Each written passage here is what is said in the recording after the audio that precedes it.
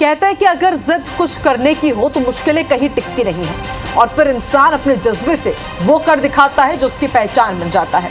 कुछ ऐसी ही कहानी है भोपाल की दीदी कैफे में काम करने वाली महिलाओं की। देखिए कहानी जिद, जुनून और जज्बे की।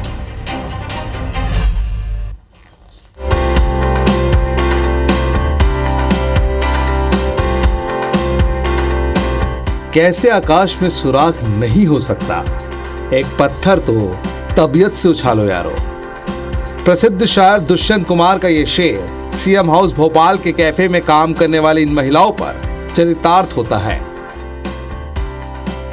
जो सुदूर गांव से अप डाउन करती हैं और अपने घर परिवार की हर मुश्किल को मात देकर स्वाभिमान का नया सवेरा रच रही हैं। दीदी कैफे चलाने वाली महिलाओं से बात की IBC 24 की संवाददाता साक्षी त्रिपाठी ने।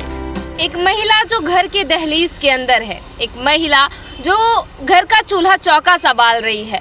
लोग यही कहते हैं कि महिलाएं घर गांव की दहलीज लांघ कर आखिर कर ही क्या लेंगी। घर गांव की महिलाएं जो हैं वो चूल्हा चौका संभालने के लिए हैं, अपना घर परिवार संभालने के लिए। लेकिन आज हमारे साथ यहाँ पर कुछ ऐसी महिलाएं हैं जिन्होंने उदाहरण स्थापित किया है कि अगर एक महिला चाह ले तो उसी चूल्हे चौके को अपना हथियार बनाकर घर की दहलीज को लांघ कर अपना नाम, अपना परचम जो है वो लहरा सकती है। जी हाँ, ये हमारे साथ जो यहाँ पर इस वक्त महिलाएं मौजूद हैं, ये दीदी कैफे में काम करने वाली महिलाएं हैं। तो चलिए हम इनसे आपको रूबरू करवाते हैं, मिलवाते हैं। क्या नाम है आपका? पूजा भारती। मेरे 3 बच्चे थे, पति अकेले कमाने जाते थे, उसमें हमारी बचत भी नहीं हो रही थी ना, बच्चों को अच्छे से पढ़ा पा रहे थे।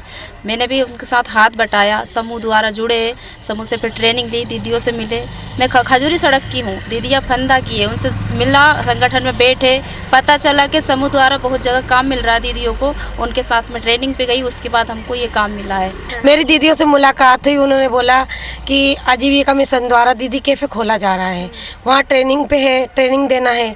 तो मैं पहले तो बहुत घबराई कि मैंने कभी भोपाल देखा नहीं था, मैं कहाँ जाऊँगी, कैसे ट्रेनिंग लूँगी, कैसे 7 दिन तक बाहर रहूँगी।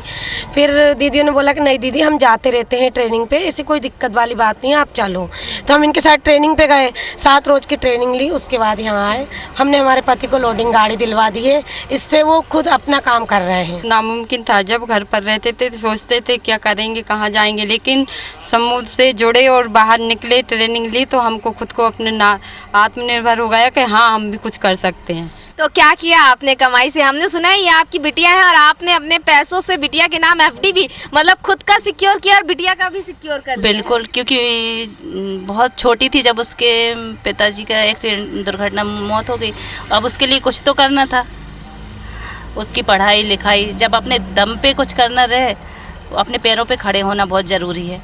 और जब हम अपने पैरों पे खड़े होंगे, जब तो हम अपने बच्चों का भविष्य अच्छा बना पाएंगे। गांव से आप रोज आते हैं, फिर वापस जाते हैं, तो कितना अंतर होता है दहलीज लांघने में, बाहर आने में और फिर दहलीज में वापस जाने में? क्या परिवर्तन आते हैं? ऐसा होता है कि जल्दी से अपना काम करो और फिर टाइम हुई फिर ड्यूटी चलो। और इससे मेरे घर वाले को धन्यवाद देती हूँ, मेरी सास और हस्बैंड जिन्होंने मुझे पढ़ाया लिखाया और यहाँ तक पहुँचाया।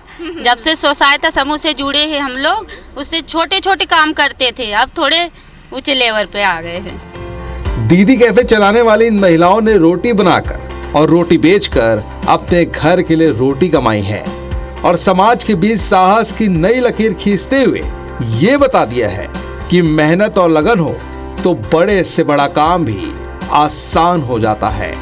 साक्षी त्रिपाठी, IBC 24 भोपाल।